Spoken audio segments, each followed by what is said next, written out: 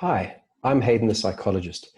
It's now day one of the 21-day lockdown within South Africa. And today I want to talk a little bit about norms, or maybe let me rather term them as the how that we engage.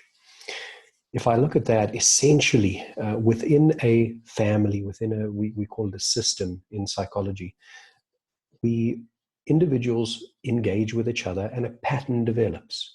The pattern really reflects how we engage. One could even say the rules of engagement, whatever they may be. Some of them develop in a very healthy way. Some of them are perhaps a little bit destructive. Um, in that sense, classically, the development of the how that we engage with each other really is really influenced by the context that we function. Going to work, let us say you live with a number of people, a family or a roommate or something along these lines. When we leave the family environment and return, what occurs out there will also influence the how, because it will have certain impacts, and vice versa, all of the patterns that happen. Now with the lockdown, we see a complete shift in the patterns of functioning on a day-to-day level. That also, we have an increased closeness within the system and the individuals that are engaging with each other. So here we are very possibly can start to see a shift in how the norms are within this context. That is to say, a shift within how we engage with each other. That is the rules.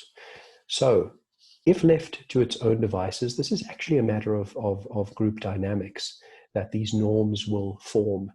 They really can form in a destructive or in a constructive way. With the shift that is really on the table at this stage, I want to strongly suggest my tip for today is to actively go and come together, those who are within the context of lockdown with you, and to actually put on the table suggestions of what the rules can be for each of you. I want to suggest the first rule that each individual gets a chance to talk. So each person, that will then be already the first norm, that everybody's voice is heard. You could also put a norm on the table of trying to listen to everybody. You could also put a norm on the table that each person's needs, one might have a need for a clean house, for example. One might have sometimes a need for a bit of space, alone time, that you try and have a way that each need is considered and try to be included, at least in part. In this sense, and that everyone is heard. One could also include a norm of consideration. In this sense, you will already lay the field that you are more likely to avoid a buildup of frustration over time. That if each individual's needs are blocked, or these rules become a josting and a battle, you may already avoid a potential frustration at a later date. I will also suggest including a norm of flexibility. That is to say, at a later date, you might wish to revisit the rules. So there you leave the door open for that. That later one of the people there could say, I want to talk about that one rule, or I want to include this new rule, a new way that we try and engage. So that is my tip for today. I also want to say that I'd like to do these videos a little bit more interactively.